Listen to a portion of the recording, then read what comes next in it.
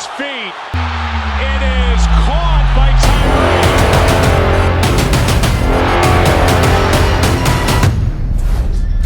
Tyree. Welcome to Catch the Moment. I'm your host, David Tyree.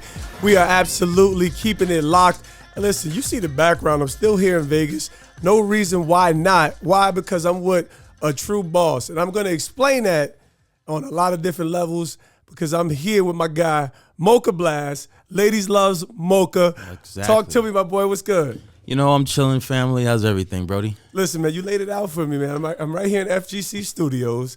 And listen, there's so much to get into, so I'm just actually going to calm down and take my time, man. I'm going to take my time. So I'm gonna lay the groundwork because, you know, we're in this crazy digital age, social media. I'm this dude with my moment. We're going to get in. You got a lot of moments, family. You got a lot of moments that we're going to celebrate. But, you know, bro, so the thing that pops out to me immediately is love, man. So I'm barely on Instagram. You give me this shout. Always. You know how it is. Everybody be honest. You get that shout from some random dude who, you know, got 100,000 followers. You start looking at their page, what's going on. And I'm like, Moka Blast. And so because I get love, but the love felt a little different, man. So tell me, man, like that spoke to me in a real simple way. But I don't even listen to a lot of rap. You know, I'm over here. Y'all, you know the life I live, man. I'm righteous, I'm holy, but I'm real. All right. And so I'm like, all right, man, dude is real, man. He showed me love out of nowhere. So that's the first thing I get from you, man, is just the love. But you're forward thinking, you're an artist, you're an entrepreneur. So tell me, man, where does your mindset come from? And tell me just your thoughts and how you operate and laying the foundation for where you're going. That's a beautiful way to start it off. I got a lot of drive from watching my mother. We grew up really poor. I was born in Trinidad, and my father's Venezuelan. So when you have that type of upbringing, Hispanic and West Indian, you know, and being born in a third world nation at the time in Trinidad, like we didn't have running water. I didn't know what a toilet was. I didn't know what a shower was up until the age of 6. So I would watch my mother literally go hunt to try to get food to feed my black ass.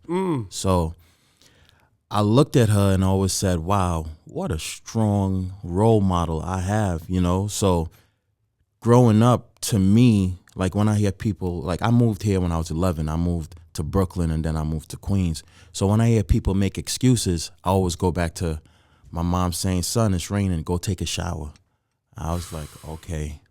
He makes that excuse. I don't even know what a shower was. I know what I'm going to do. Keep making that excuse. Keep making that. And any type of reason somebody makes up for not being able to do something, I say yes, because I get to surpass them real quick. You know what I'm saying? Oh, this mentality is real. So by the time we moved to Brooklyn, I remember it like it was yesterday, July 9th, 1991. And what was really sad, the next month there was something called the Crown Heights riot. And what I noticed, it was like a bunch of African Americans beefing with some Jews because a Jewish guy had hit a young black man, and the ambulance came and just picked up the Jewish guy and left the young kid to die. Oh. So when I saw the riots through my eyes, and I was just watching a lot of violence, and I was like, well, I left a violent country in Trinidad and Tobago to move to Brooklyn to see more violence. I don't want to be a part of this, you know? So when I moved out to Queens, I had a barber. His name was Manacho. I was young. I was like 12 going on 13. And he started like reprogramming me. Look, I'm going to do this, but I want you to be better than me. I have 2 felonies, so I want you to go to college. So by the time I was of age, he sent me off to college because it was a lot. In Southside Jamaica, Queens, and at 16, I was in prison, bro. Not jail, prison. This is what I'm telling you. This is what I'm telling you. I've been to jail. I ain't been to prison. Prison, you know, and by, you know, I always say all glory to my goddess. I got off on a technicality because I got hit with a felony. And instead of getting 365 in a day, they got me off in like 2 weeks. So I was like, I had to count my blessings right there. Absolutely. And even though I stumbled along the way, Manacho was always there to catch me. Yeah, and he would just be like, look, bro, all I want you to do is pay it forward. And I asked him, I said, why do you give me clothes? Why do you put money in my pockets? Why do you put, a roof over my head? He said, because nobody did it for me. And I was like, so what do you want me to do? He said, do it for everybody else. Bro, this is crazy. So I'm one of these people where I understand, right? We hear a lot of cliche terms, get it from the mud, self-made. And, what I find is that self-made is like an idea. It's really not true, because there's always somebody signing the check. There's always somebody opening the door.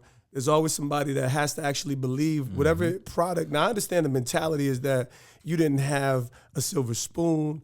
Right? I didn't have this crazy silver spoon either, but self-made, probably not, right? Right. So, your story is actually like just showcasing that reality of, in the midst of adversity, there was still somebody there who was actually paving the way.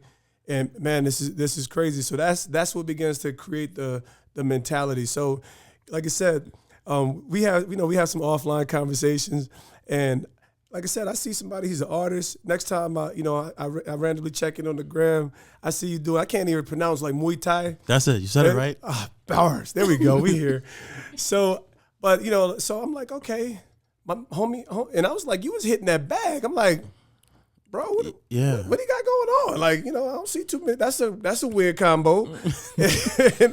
and then, when I finally called you, I see you close on the real estate building. You already told me you had the barbershops going. So I'm like, okay. I hit his page. He got the Vivo, his whole YouTube situation crazy. He's got a successful artist. And that's actually what intrigued me, is that you were well-rounded, right? So talk to me about like what your thought process is. And I'm going to rewind it a little bit, but like you're not just an artist, right? Like, nah, not at all. Yeah, so talk to me. See, growing up in Queens, and I always got to go back to that. Go back. All right? We're going to take it back. We're going to be spinning all over the place. Let's get it. So we used to just hustle. We used to move whatever you want, we're giving it to you. And like I said, I grew up in the crack era, so that was moving.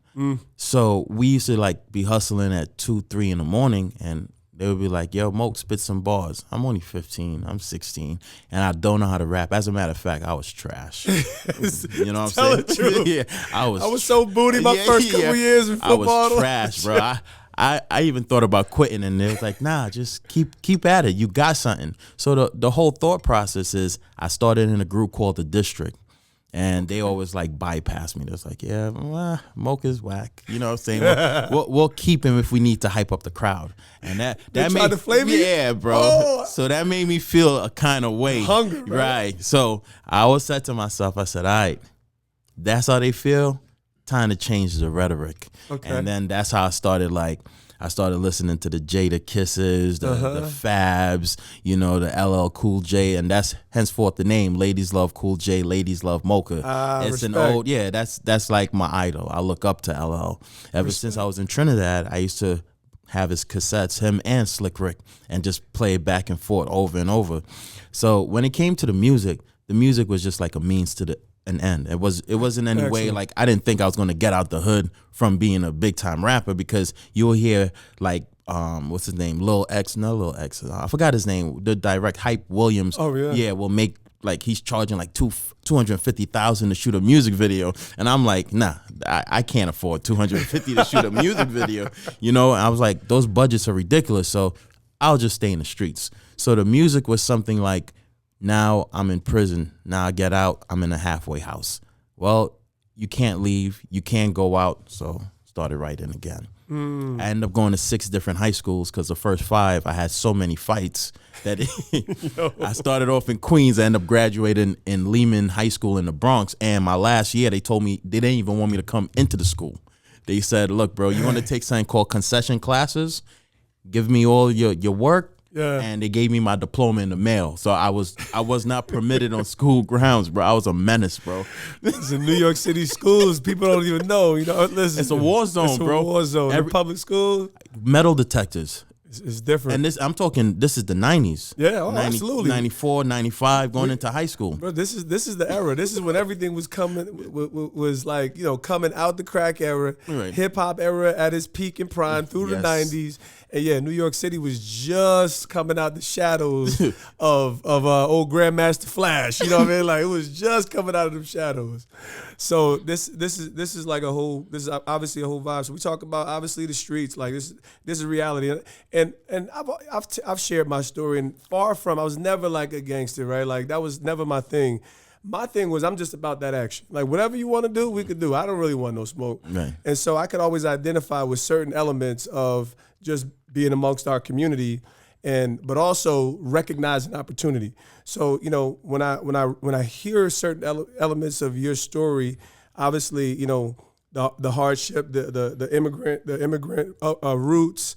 And I tell people all the time, America is an immigrant nation. It is. Meaning, if you don't have the mentality that to make it by any means, the moment, just like you said, you think that somebody owe you something, that's the door for the immigrant right there, because they never had nothing like this, right? They haven't had the luxuries.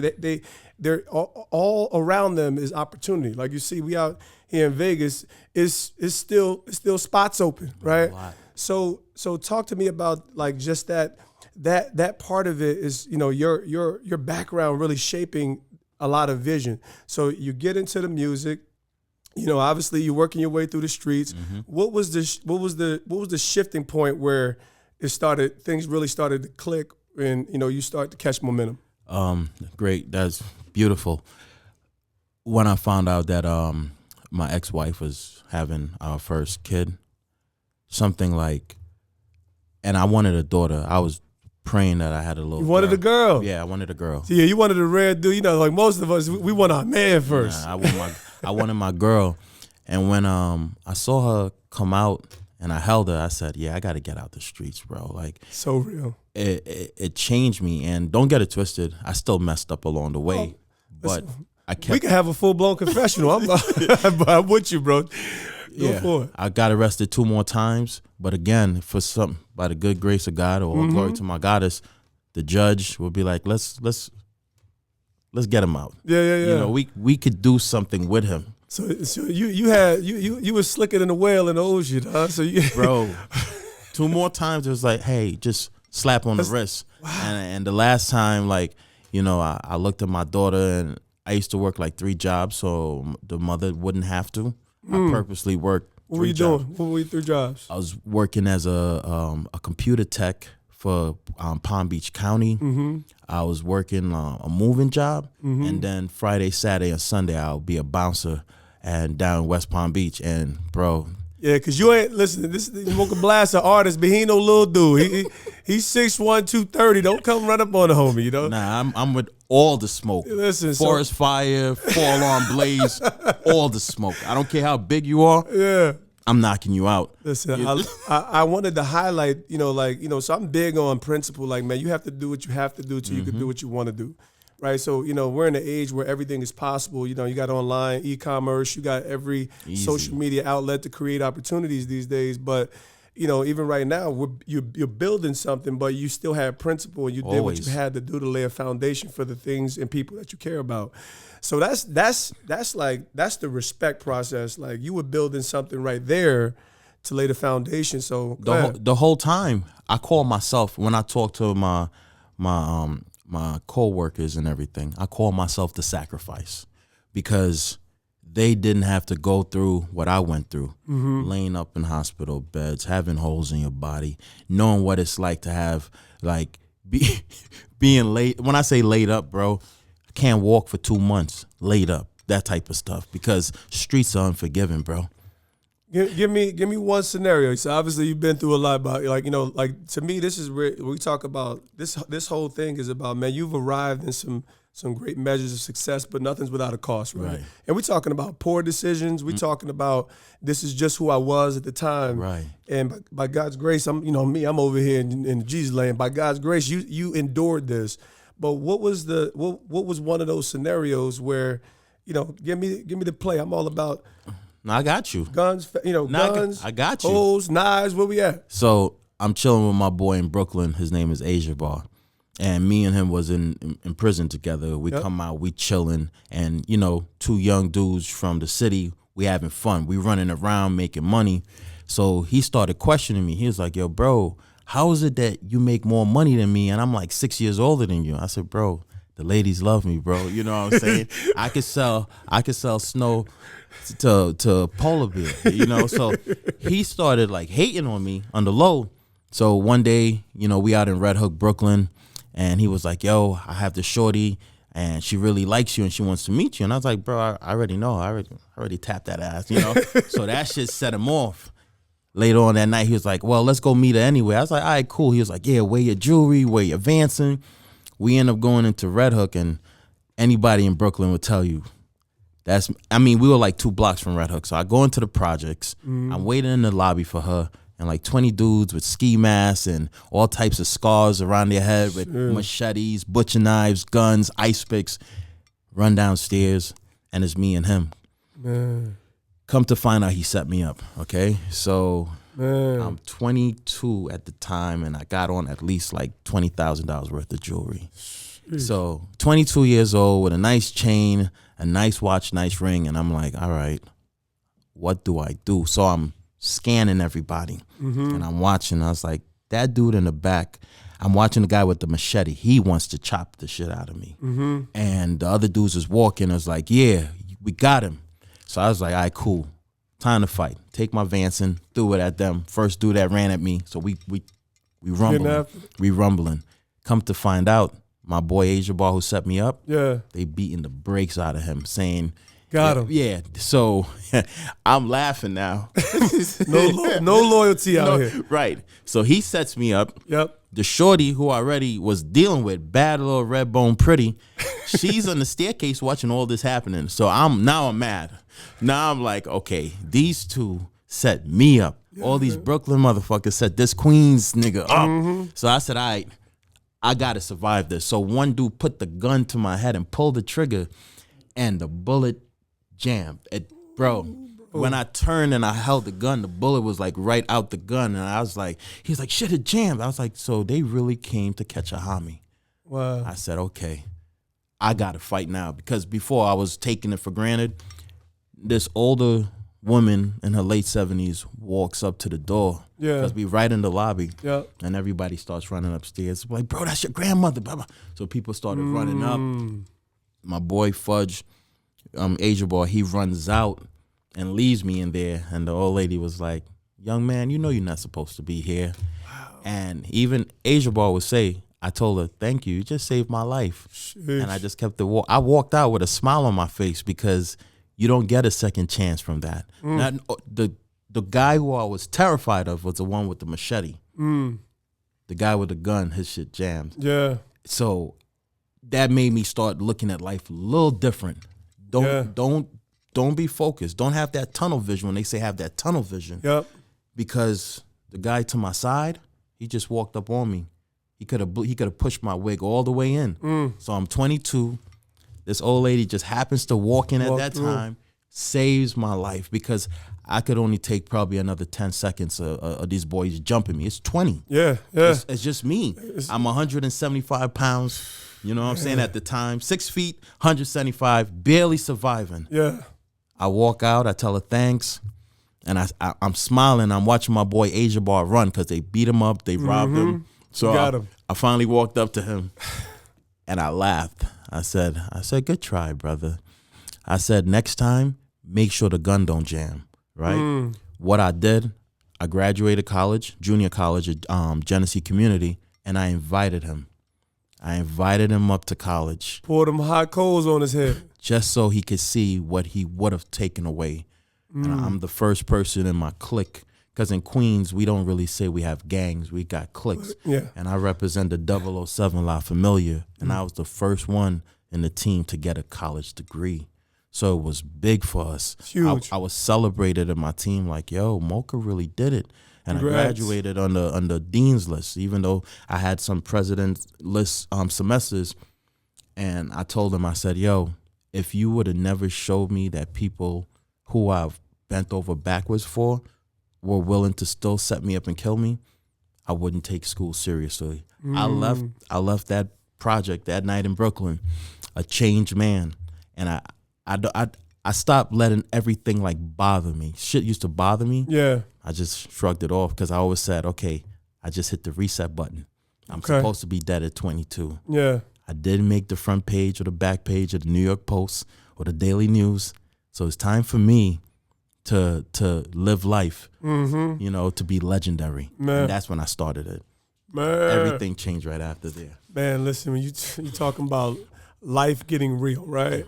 Life getting real. So obviously between that experience, and I'm sure there was others, but your daughter really, you know, giving your life a whole lot of meaning. That was the big shift for me. Like, you know, I went, you know, I'm obviously an athlete, and you know, but as far as just being a selfish young dude, right? You know, disrespecting my girlfriend at the time, and you know, but when she told me she was pregnant, that was a whole different experience. And in the moment my son gets here, I'm like, man, how am I gonna, you know, create something better for him?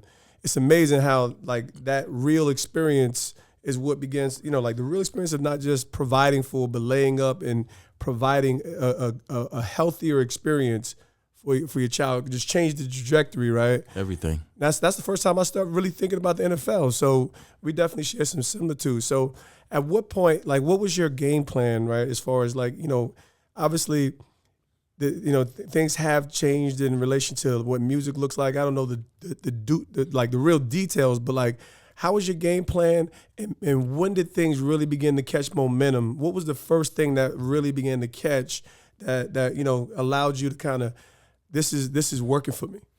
I started looking overseas. Again, being in Southside Jamaica, Queens, a lot of my contemporaries were getting killed. Maserati, Fox, Stack Bundles. In 2015, they took Chinks drugs.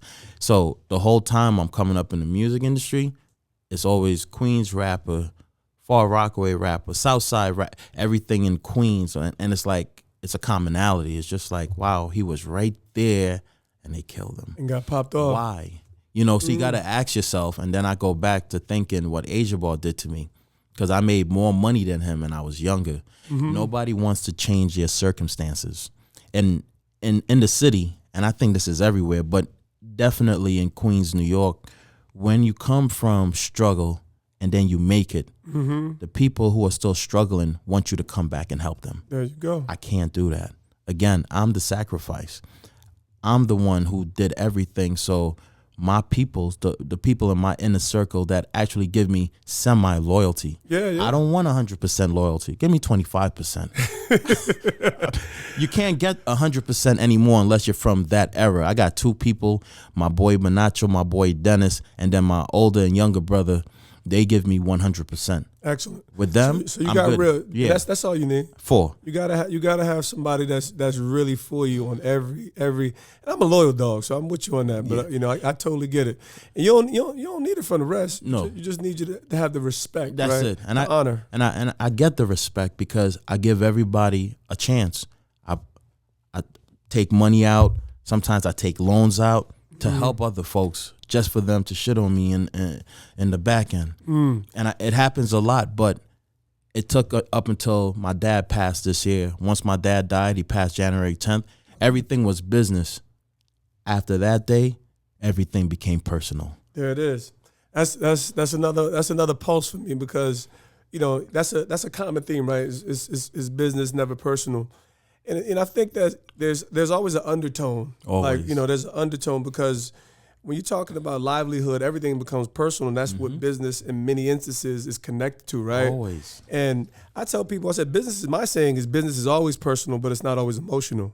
That's it right there. Like, you know, like, hey, it's not like I can't be emotional and moved by my emotions to the point where, you know, something gets volatile because something in business, but it's always personal. This is, you know, you're talking about legacy, dreams, you laying up for your daughter, family, you laying up for other people, establishing. Now that's personal. Very. That's personal. So boom, you have vision beyond New York, and obviously you're talking about, you know, from, you know, our era, 90s, early 2000, and even though everybody knows, at least in America, ATL grabbed the whole rap wave, and that's still a conversation in that world. But our era, that's where it was at.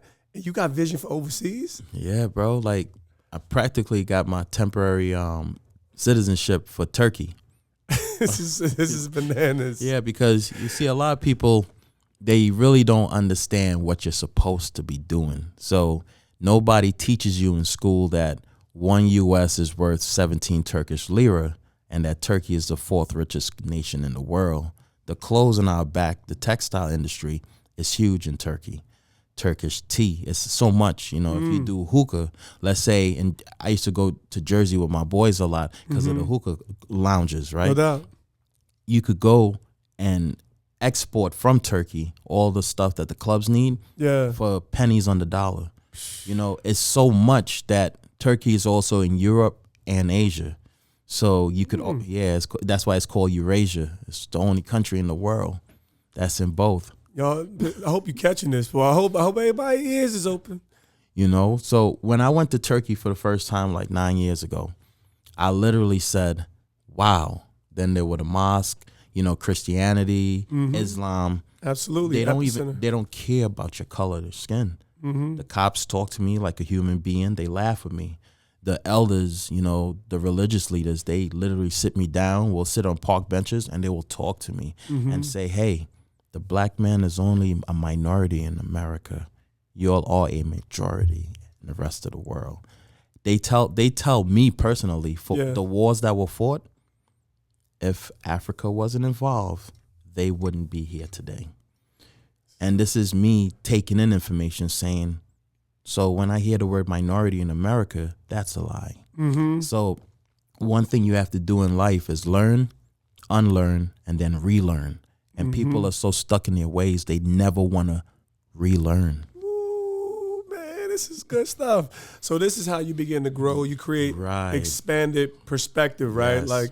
And that's really what we see, that crab mentality, even like you said, from not just from a, getting money perspective, it's a crab mentality as far as how we excuse ourselves and how we pull, because we're dealing with American paradigms, not world real life paradigms that you gain that perspective. So you obviously, like I said, you're in Turkey, you're gaining, wisdom, experience. I'm sure, like I said, this is affecting your business perspective. You're starting to see commerce. Because you look at America, and again, this is the elders in Turkey talking to me. They say America is only less than 500 years old. Turkey been around for 6,000 to 7,000 years. This is real. So who am I going to listen to? The country who built themselves off slave labor and don't even acknowledge. Every other ethnicity have got reparations except for African Americans. That's facts. Which makes absolutely no sense to me. So me being an immigrant, I look at African American males and say, okay, your boys live in this place called sunny California. 75 degrees year round in San Diego, but yet y'all will put flags on and kill each other over a flag or a block. And I'm here in Trinidad where my mom was so poor. She used to have to hunt for food, but she made it a way for me to come up here and now I own a building. Something is not adding up. What's wrong with African American males that they rather bang for something that they will never own when they built a country that's supposed to be theirs? This is some good. This is some good thought. This is some deep thought. You're talking about everything that's going on in Turkey. Yeah. And you said that this is where success perspective really began to happen. So in light of that, what was the first thing that actually really bubbled and began to pop and the momentum started, moving forward for Moka Blast? Well, it's all about branding yourself. So the Moka Blast brand was always there, but what the hell is a Moka Blast? That was my first thought when I saw you on the gram. What the hell is a Moka Blast? So I got the name. I was working at a restaurant in Manhattan Mall, and I used to I got addicted to the drink, and my boss caught me one day, and she was like, "I'm going to fire you," and I was like, "Look, I'm in a halfway house. I need the job. I'm 17 years and I'm begging her, like, please don't fire me. She was like, well, I'm just call you my little Moka Blast. I was like, please don't call me that name. I said, whatever you do, Please. don't call. I said, Moka. I said, that's as feminine name as there is. And she was like, it's either that or you could walk. And she was, her name was Darlene, older white woman. Yeah. And she was strict. And I was like, all right, I'm your Moka Blast. I'm your Moka Blast. I'm yours. Right. So people would be like, hey, Moka. And I'd be like, and it was like, no, we need a Moka. And I was like, oh, okay. So this is kind of confusing. So I got Moka tatted on me, you know, Moka. I changed the spelling. So here I am now in Turkey, and I always sit back and I say, listen to the name, Moka Blast. I kind of equate it to like Jada Kiss. For the first time I ever heard Jada Kiss, and I was like, is this a female? What? That's name, real? Yeah, That's real? That's the name. Absolutely. Jada Kiss. So when I started the rap career, I actually started working with D-Block. So Jada, Styles, Poobs, and Chic, they brought me in because I left South Jamaica, Queens, and in 2008, I moved up to Yonkers. Okay. So they took me under the wing, and Jada started dropping gems. Man. Poobs was just dropping gems on me, and they said, hey, if you want to be successful and you want longevity, you got to solidify your brand. So Jada had dropped So Raspy around the time because of his voice, and I watched how Jada developed his brand. Yeah. So now I'm in Turkey in like 2014, 2015, and I'm like, how do I get the Moka Blast brand a little better? And it's always been ladies love Mocha, but I never like took it and said, all right, let me jump out the window. And I said, you know what? Screw that. I'm going to make T-shirts, hoodies, hats, and just say ladies love Mocha. But the heart is broken because I got out of a relationship that shorty lied to me. Yeah, it was like a 3-year relationship. Trust me, most dudes out here in these streets got one of them. Yes. So she broke my heart, and I was like, you know what? I'm gonna put the little heartbreak emoji. I said, ladies love Mocha, but the heart is broken. So I got the clothes. I met the guy who owned the textile factory in Turkey, and I was like, yo, how much for like 100 tees? He was like, 100? I'll give you 1,000. I said, well, how much? He said, for you, I'll do it for 250. I said, US? He said, yeah. I said, okay, hold on. Let me check my bank account. I said, I have $1,000. Could I get like 4,000 tees and would you ship it? He said, sure. And that was it. So now I got tours coming up. Other people are trying to sell merchandise to the fans. Yeah. I'm throwing tees. I'm throwing hats. I'm throwing sneakers, jackets, everything. I get endorsed by a headphone company called Phone Audio out in England. Yeah. While on tour with the biggest female rapper, Lady Leisha, out in England, I'm tossing everything in the crowd. So now fans are coming up to the show because they know when they see Ladies Love Mocha, and around that time, FGC meant Fly Guy, Fly Girl Committee. I even changed what FGC meant, like how Old Navy does it with Gap, and then Gap with Banana Republic. So it went from Fly Guy, Fly Girl Committee to Forever Getting Cash. And Ladies Love Mocha goes to the Forever Getting Cash General.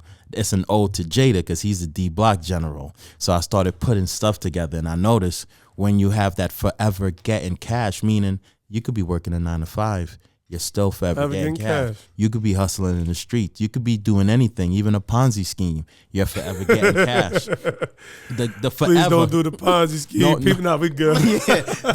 The forever is so powerful that after shows, fans would tell me, we love the Forever Getting Cash line.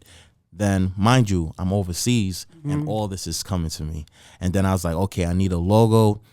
And I've always been intrigued with the African wild dogs because they have the highest kill percentage out of any carnivore and in the open plains. I love this dude. So it's fantastic. So I started saying, okay, let me get some African wild dogs together, some logos, and that's how it started.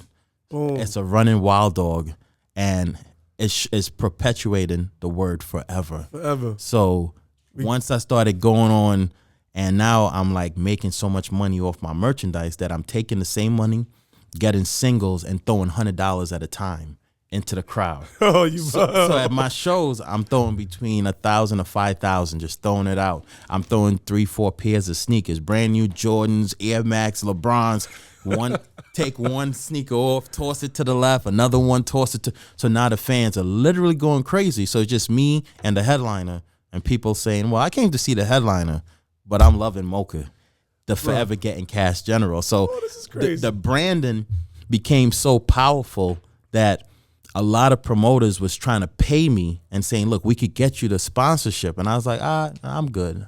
When I had nothing, none of y'all helped me. But you have to invest in yourself. As an artist, if you don't invest in yourself, that's a bar. nobody's gonna believe you. Now, when I step on stage, like literally for 10 minutes, the fans go crazy. Because if you pay 20 pounds to come see me perform, and you get a pair of Jordans or you get a jacket, and my jackets are very expensive. Yeah. Or I toss you a tee and a hat, or I give you a $300 pair of headphones, you're leaving a true winner. No doubt. So all my shows started, selling out. Like we even went to Brazil in front of 30,000. Last year I performed in front of 100,000 in Brazil. Soccer stadiums. Just like, and you get on stage and it feels so surreal because you're saying, my mom used to hunt for food. Here I am now standing in front of everybody, and I could set an example. So you look at where you start and where you're going to finish. And I said, you know what? I'm not even done. It's time for me to get the next generation on these stages so I could take them out of the streets. Bro, this is what I love about you. Yo. So this is what I love about you. So you even talking about, and we hear this, it's not that we've never heard it, but I don't think people really understand what the investment can look like. Everything that I've experienced in my short time of just getting to know you and vibe, which is it's been about giving. Always. Right? So I tell people you never lose when you give. Never. Right? So, and when you're doing with the right motives, you always understand that there's going to be a return. But just like you said, that giving was the investment, right, into your brand. That giving, so whether it was the sneakers, whether it was the T-shirts, right, and you had to have faith in yourself, where you were going, your skill set, obviously the Moka Blast brand, the FGC brand. I'm over here forever getting cash. I told her, listen, man, I'm down with FGC, forever getting Christ, and the cash will come. I like that. but I love it. This right, this is a tutorial in so many different ways. But what I love about it is you've maintained who you are. And when you're talking about, this is not a common, I've been across some different industries. Leaders don't do this. They don't do it enough. It's mostly taken. It's mostly self-preservation. So was there ever, is this just something natural to you was there ever a shift in thinking that you really realized that, you know what, I'm going to gain more by being that sacrifice? How does that, because that's high level leadership at the end of the day. So how did that really develop? And as your brand began to expand, what was the point where you're like, I'm solid, I found a good amount of success. Let me build something here for these young men. Great question. It goes back to my mother. My dad was, mentally unstable my whole life. So he was never really there to drop the knowledge or the gems. But when he was, which was far and few between, he would always tell me, never there's no friends in business, and don't have respect for money. And a lot of people put so much power and glorification on the money, because money makes a great master but a lousy slave. It is. And people will talk about, well, this costs this much and this costs that much, and I got to get this, but it costs this much. They're giving power to money. Money is just a paper with a white man's face on it. I don't see any money in this country with a black man's face on it. So I go back to thinking, what are my African-American brothers doing? Why don't we have Barack Obama face on a $50 bill and get rid of Ulysses S. Grant and put, Obama there? And to me, if it takes me spending a paper denomination with a white man face to feel like I'm really something, but I'm black, I equate it to our religious beliefs, and I'll say, as black folks, we're the only race that don't have a deity that's our skin color. Asia, the Chinese got Buddha, India got Mother Lakshmi, The Islamic got Muhammad. The Jews got Jesus. As an African, what do we have?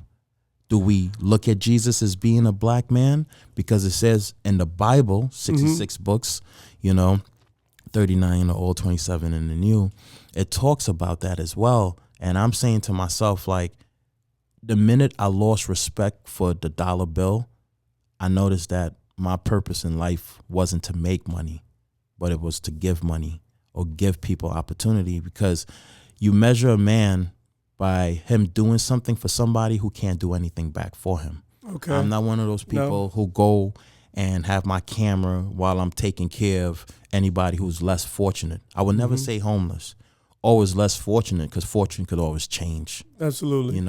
A lot of people I've seen it, people like in New York City shooting and killing homeless people. Mm-hmm. That to me terrifies me. We're broken. I mean, like, you get into some core issues, especially when like I said, we're talking about, I think, I'm a double back. I think this the whole conversation, and I think I've never seen such amazing motives, because you said money makes a horrible master. I think I'm pretty sure what you said, but a better slave, meaning like when you're able to have the authority over money, then you're empowered. Or was I wrong on that? Money makes a lousy master, but a great slave. Okay. If Beautiful. money's your master, there we go. You got to work that 9 to 5. There you go. You can't take that day off. Excellent. And the people that I know who work 9 to 5, by March, all their sick days are gone. And that's. But like I said, we've all experienced that, right? Of course. And I think that's the beauty of my evolution, your evolution. We don't know until we're empowered with more information, more insight, and whether that comes from our parents. Like I said, you're going to be able to teach your daughter. She's going to choose, right? Not just feel like she has to, right? It's like even with college, we're looking at a whole different world. It's about getting the skill set and allowing that skill set to produce, right? That's what it was for me as an athlete. That skill set created an opportunity for me to have this amazing, unique opportunity to play at the highest level. So college used to be in our generation, that was the thing. It was like the only thing. Like, if you don't go to college, it made it seem like you ain't have a shot. Right. That's no longer the case, right? Right. So, this is absolutely dynamic. So you flip it, your brands are well established. You're starting to get the perspective. What was the first move outside of artistry, outside of, like in the marketplace, because that's the intriguing place. Like, as you develop, you like the Dos Equis of a black dude. Like, what is Moka doing? It's the most interesting man alive. It's funny. I tell Capo that all the time. I said, I need to be the most interesting black man alive. That's why I'm getting ready to go fight later this year. Big shouts to Uprising MMA and Hemmers Gym. Talk about it. Yeah. In Holland. I'm going to go fight because, that one-on-one combat with somebody the same height, same size as you, same strength, it's all about this. Yeah. And I want to test my mettle, against another gorilla in that square circle. I like that. I like that type of stuff, bro. Well, that's my lane. I mean, like, I tell people all the time, whether it's combat sports or especially football, it's a few other sports, maybe even rugby, I'll give them some credit. You just got to be built different. You got to be wired different mentally. I said, don't step in there if you faint hearted. If I tell do I believe do I support the move of football? Yeah, absolutely do. I love the sport, but if you have any fear about just don't even worry about it. Don't do it.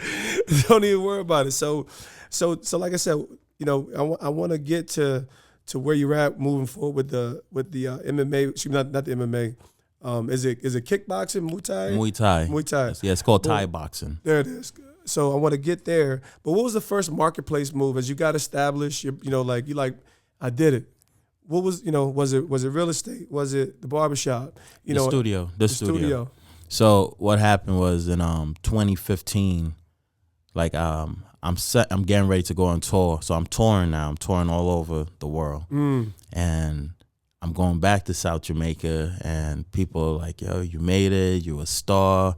We always knew you was gonna make it. Yada yada yada." They're never there when you're struggling. Yeah. But everybody knows you when you cross the finish line. Of course. So my right hand at the time, his name is Mills.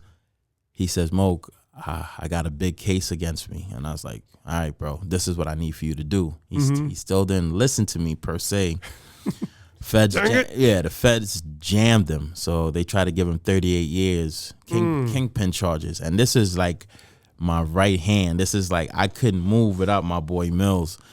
And that, like, it upset me so bad. Like, I started like saying to myself, maybe they're gonna come after me. Like, you know, like, yeah, real paranoid. Yeah, so I started getting real paranoid. So I said, you know what, I gotta leave New York, but I gotta find a city that's similar to New York that's gonna give me better opportunities. So I came out here, I went to San Diego, and I went to Phoenix. So it's a little triangle. Nice. And I went to Sedona to go pray to my goddess, and I told her, now, who your goddess, man? Let me talk. I mean, let me have some fun conversation here. Mother Lakshmi. I follow the Hindu faith. Okay, Yeah. Cool. Growing up in Trinidad, again, you know, I was around a lot of Hindus, Muslims, Christians, but I follow the Hindu faith. You know, so it's what I've always believed in, and she's the goddess of beauty and prosperity. So my acts of, you know, kindness is, to me, that's connected from it. That's the beauty. Right, When I like right before I moved, I just sold my house. I gave away my entire wardrobe, all my clothes, because I said to myself that when you give away your clothes, it lowers the crime rate. Okay, that's a bar right there. It lowers the crime rate. We're gonna do some Google searching right there. I love it. Yeah, I mean, no. This is. I believe you. So we ain't even getting into that. I love that. That's what we're here for. So what ended up happening was I just said to myself, it's time for me to jump. I went to Sedona out in Arizona, and when I got back in my car, there was like a commercial came on. It was talking about Vegas, you know, and I was like, okay, it's been picked. I'm going to go to Vegas. And every time I go to Sedona, I will FaceTime my mother. I have a secret spot. I go pray, and I'll talk to her for like 10, 15 minutes, and then I'll just go pray. And then I'll leave, and I'll then call. I say, Mom, everything's good. And she'll be like, all right, son, go for it. You know, so got you. I do everything, and people tell you I do practically 99% of the stuff by myself. I have to. I don't want anybody around me, because at the end of the day, in the street culture, 99% of people will snitch on you. So if you do everything by yourself, you pray by yourself, you eat by yourself, because I see the envious and the jealous tendencies. If somebody sees me eating salmon and they eating ramen noodles. Covetousness. It's there. Yeah. It's never going to change. But I'm the type of dude that I could eat my ramen noodles and be happy that you're eating salmon. Absolutely. You know, so once I came out to Vegas, as soon as I touched down in 2017, I just started buying equipment for a studio. Again, I didn't know where the studio was going to be. I didn't know what I was going to do with the studio. Yeah. I bought equipment, and I started buying. And I bought equipment from July till October. And then in November, I started looking for places. I did it backwards. Bars and bars and bars. Listen, I love this, man. It's just, like I said, from one step to the next. And obviously, you know, your innate belief in yourself and vision for where you're going is what's paved so many opportunities. But ultimately, it's that willingness to give and lay a foundation for other people that you want to see do well, want to see shine. Listen, even including myself, this is like I said, sitting here in this seat and having this conversation is evidence of who you are, and that's actually what's the most valuable takeaway. So, you know, in light of, you know, what's next now. So I want to get to, you know, like now we kind of covered what you've done. Now, you know, what's the passion? Where do you see the end of it? Like, when I mean, like or even the most current goal, right? And what's next for Moka Blast? Well, the fact that I just purchased $1 million building in downtown. Congrats. Vegas. To me, it's surreal, because my dad and I we talked about this a lot, and I would say to myself, now this is me being selfish. All he had to do was stay alive another 4 months, and he would have saw me past the finish line. But, you know, he passed from cancer, so the suffering is done and over with, and it happened quick.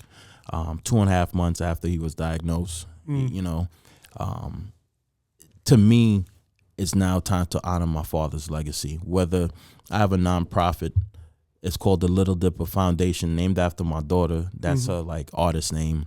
is for me to go into the prison system and show the guys how to cut hair. Excellent. So anybody who has a felony with 1 to 2 years left, now they have something to look forward to instead of shanking each other or doing crazy stuff in that type of environment. Now they're like, well, bro, I'm not doing none of that. I want to go cut hair. I need my hands. I'm not fighting you. That actually stops a lot of violence. Again, Absolutely. It lowers the crime rate, whether it's in prison or out of prison. It's purpose, man. To give somebody, and obviously the beautiful thing about even the barber's chair today, you can legitimately be a full-blown entrepreneur in the barber's. Barbers are making so much money. They have Barber Awards. A barber is really a therapist for black males. There you go. We all know, I still go to my shop. I know everybody get all kind of customized experiences. It's something about me just hitting the shop, hanging out with my peoples back in Montclair, New Jersey at 3D Barbershop. So that's definitely therapy. I still bring my boys along for those traditional rides. So you got the foundation. You got this amazing $1 million property in downtown Las Vegas, and this is going to be huge. So talk about what that could look like in some measure. I don't want you to lay out anything that you don't want to lay out, but give us that. This is like we talking about African American men. This is the goal, right? Ownership. It's really crazy. A lot of folks of all ethnicities been calling me saying you're the first African American male that I know with a commercial property, and I have to say to myself, wow. So I go back to, right? Yeah. My mom used to have to hunt for food. I love it. So my mom just called me this morning because, she left New York, so she had to go sell a house in South Jamaica, Queens, the house that we grew up in for the last 30. She's been there for like 32 years. So we always go visit her. So when I look at the finish line, well, you know what? I got one commercial property and people are congratulating me. I'm not done. Hard. I need to change that 0.01% of African American ownership to at least 10%. I have to, again, I'm the sacrifice. It took me 15 months of hearing no to finally get that one yes. And my boy Bruce Woodson Sr., he got a heart attack helping me. Man. That's my OG. He's 52. He has large world capital, and he was helping me. And it was so many no's and so much bad news every time because I'm an immigrant. Yep. I have a criminal past. My bachelor's degree means absolutely nothing, so it cancels out. I walk around 6'1", 230. I look like a problem. I go into banks looking like this. They're like, keep that guy out there in the lobby, please. Don't bring me in the cubicle. This is the real things that are still happening. The cops pull me over. It's 15 of them. I used to drive an I-8. Yeah. Doors go up. I'm driving. Cops pull me over. They calling K-9, state, marshals, county. And I'm like, okay, officer, I do have a concealed carry. We don't care. Pull me out of the car. And I'm just sitting there just waiting. I don't say anything because I don't want to get killed. Be a man of peace. Right. So when I look at it, to now own a piece of Vegas, knowing that 11 years was spent in Trinidad and Tobago, that means everybody else here had an 11-year head start on me. Absolutely. And I came and I conquered. So with the building, I want to do after school tutorials. I want to start teaching economics again. Excellent. I want to teach young black men how to cook, how to respect our women, because the black woman is the most disrespected woman on the face of this planet, and we have to change the narrative. I'm sick and tired of a black man or anybody see a good-looking black woman say, "Oh, shorty, what's up? Oh, I'm good. I'm taking." Well, F you then. It's retarded. It's ridiculous. Yeah, and like I said, we have some real systemic issues, and it is a passionate conversation of mine, and we ain't getting into the whole thing. And I think I tell people the African American male is the only community of people that has not been that's genuinely has not been healed. Never. Meaning, so for the atrocity and the aggression, we're still experiencing the trauma of that I mean, like I said, from genocide to every other atrocity. So and there's been many other people groups historically that have experienced similar atrocities, but we are the only people where the oppressor and the oppressed actually became neighbors. So this is actually a weird social experiment. I mean, like all the other oppressors, they actually went back to their to their countries, whereas Africans actually stayed here. We settled and had to become neighbors to the very people who found us. So it's a lot of different layers to it, and like I said, I'm passionate about it because, obviously I'm a believer, and I know that God hasn't forsaken the African American man. Right. I know, so Christianity gets even, like I said, you could look at research and all this stuff, and the faith gets blamed because the oppressor manipulated the image, the voice, the word of God, and that's a part of the narrative. And I don't try to run away from that as a man of God, but like I said, I think what we're talking about here is taking progressive steps, of course, to heal one another, to educate, to empower, and man, you're a part of that solution, man. It's super, super powerful, man.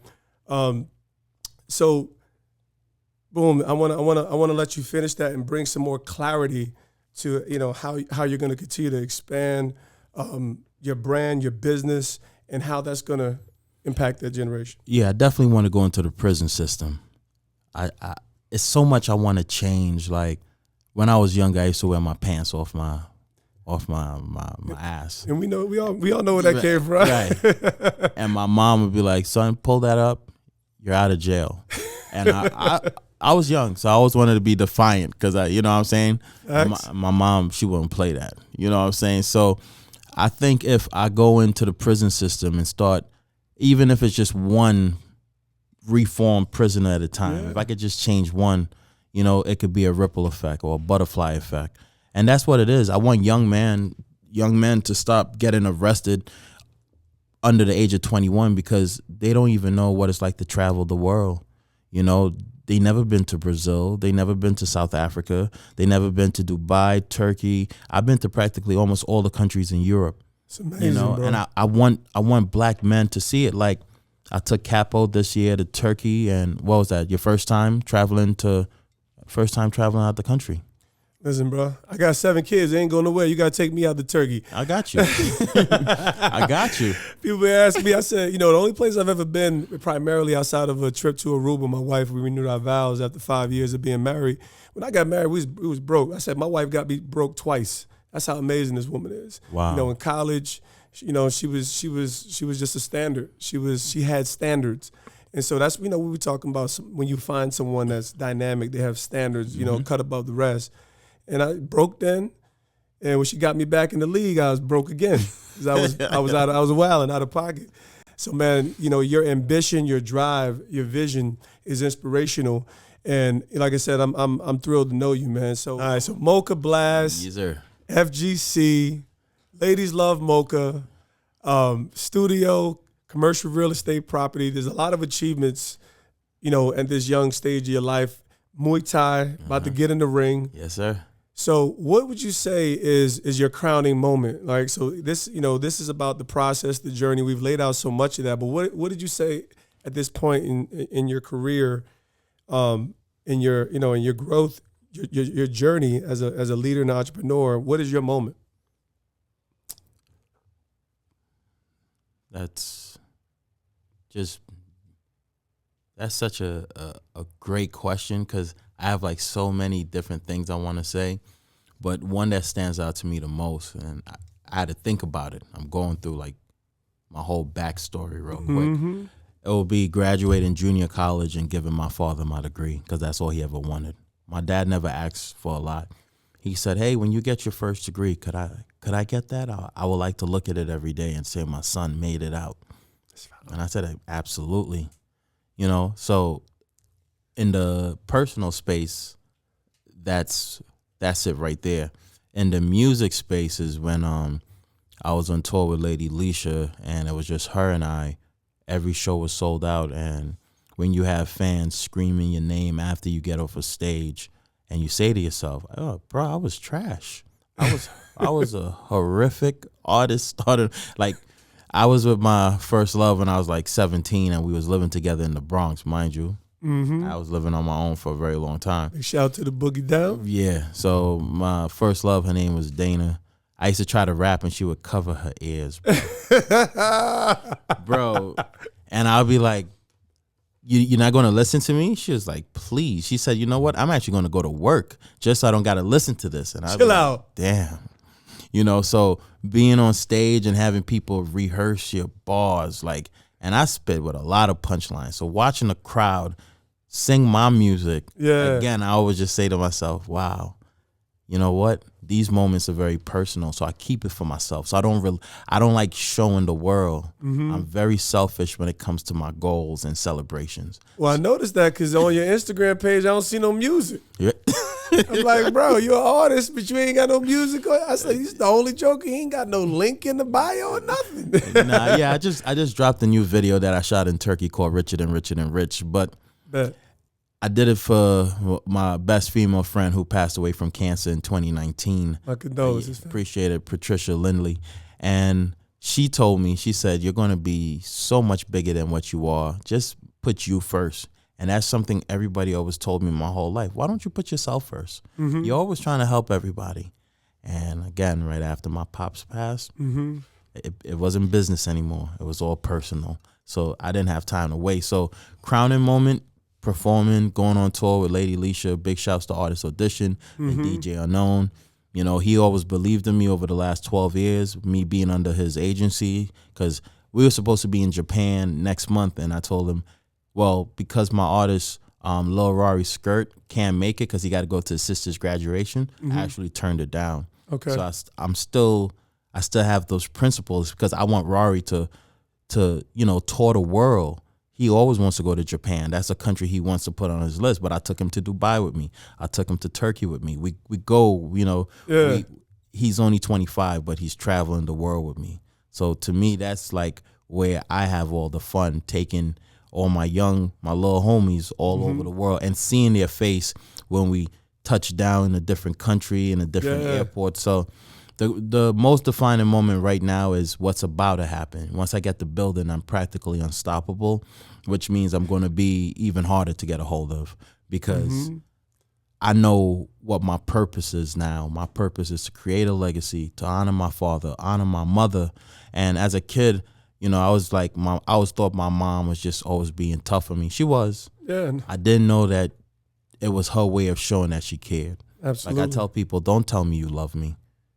Just show me you care, and that's how I know that you really love me. Man, this is rich right here, man. This is really rich. I appreciate that because there's that personal moment, and especially when we talk about the father, and we got into some real gritty stuff in relation to, minority communities at every level, but we don't get into the affection of those relationships and what they really mean. And as we mature men here, so, but in still trying to accomplish things, laying up for our generations, whether it's professionally or our own children. Right. Man, it's super dope. All right, so I got to get into this because met you on a pretense. We know you got New York roots, Giants fans. So yeah, when you saw the helmet catch, right? So I ask everybody, this question, where were you and what was your response, reaction, or any story when you saw that moment? Well, I was in Atlanta at the time, dealing with Capo and his shenanigans. But I was in my apartment and I had called my brother and I was like, all I ever wanted was to see the Giants win a Super Bowl and a black president. And when we saw that catch, I think it was like 2 minutes, 14 seconds left on the clock. It was like a minute. It was like a minute. Yeah, it was so like, bro, I was shaking. I was pacing back and forth. My boys downstairs came to watch the game, and I was like, always Eli and his shit. Eli cooking crazy. Yeah, like, you know what I'm saying? And when he threw the ball up, I looked, I seen it, and I turned because I didn't think you was going to catch it. I didn't think so at all. And it was like, and he catches it. First down, Giants. I said, what? I turned around. Bro, I started screaming like a maniac, bro. I love it. I was running through the apartment, open the door, running down the steps. Bro, My people was like, Mo, you're a madman. I was like, bro, no way he caught that. And I was looking to see if the ball touched the turf or whatever. And I was like, yo, he really caught this, because I was one of the biggest Tyree fans and Plexico fans. I always loved Eli, but with y'all two, you know, as wideouts and Plexico being a deep threat and you being more of a slant, you know what I'm saying? Listen, please put me in the game, coach. That was my role, please. I couldn't believe, bro, up to this day, it still feels like it happened yesterday. I know, it's bugged out, bro. It's going to be 15 years in February. No way. 15 years. And guess where the Super Bowl's at? Don't tell me. Arizona. Wait. Right back where it happened. So y'all get ready, folks. Another one, right? Get ready. It's going to be an epic 15-year celebration, man. But listen, man, I can't thank you enough for just continue to be who you are. You know, you're forward thinking. Your impact has already been felt on so many different levels in so many people's lives. But I really wanted to highlight your story, your journey, because, like I said, when we talk about more than just the catch, right. You know, catching the moment. That's your life. Your life has been exceedingly right beyond what you would perceive an artist to be. So, man, I value, you know, what you've patterned your life off of. It's going to continue to resonate, man. So thank you for being a guest today, Moka Blast. It was an honor. I'm looking forward to more to come, my guy. So listen, here we are, folks. This guy right here, be on the lookout. Hold up. Hit me. Give me some more. Where can we find you? What should we expect? I know the Instagram is light, but you know what should we expect clearly moving forward? Let me make this exit proper. It's gonna be a lot of music videos this year. Okay. Under my Instagram is @Moka Blast, but Yep. the Ladies Love Moka brand is about to really take off. I'm just waiting to, you know, get my keys so I can go in and have my own merchandise section. You know, we might have to do like a crossover, you know, catching the moment, Ladies Love Moka. You know what I'm saying? Like I said, you know, we connected. When we connected, it was because honor is very big to me. You know, honor is very big to me. It's a principle that is not America is not doesn't have a culture of honor. You know, we have a culture of pride and independence. So when you honor someone, you create access, and that was actually the way. And it might be just normal for you, but it's not normal in my experience. Okay. And that's what makes you dynamic. So I just want to salute you and being that and being set apart in that way. So, man, the collaborations is going to be through the roof. I'm looking forward to seeing everything that's to come with Moka Blast and FGC, man. So the property's gonna be crazy. Yeah, definitely. Merch, we're gonna get it all popping, man. The next time when you and the missus move out here, you're gonna have your own. Hey, you out here, you see this man out here trying to prophesy? I got a lot of people back in Jersey who don't like that right now. You're gonna have your own everything, you know what I'm saying? Listen, man, the red carpet's been laid and the love is here. So this is what Catch the Moment is all about: dynamic relationships, but even more dynamic people and their stories, right? Their pain, their progress, right? Their perseverance, and ultimately your providence, man. So everybody, I need y'all to stay tuned, stay locked in, subscribe, do it all. I'm not doing formalities here today. I'm keeping it 100. I need y'all to get the word out, push the stories out. Because this is about meaningful impact in everybody realizing their own moment, whether it was yesterday or creating your next moment.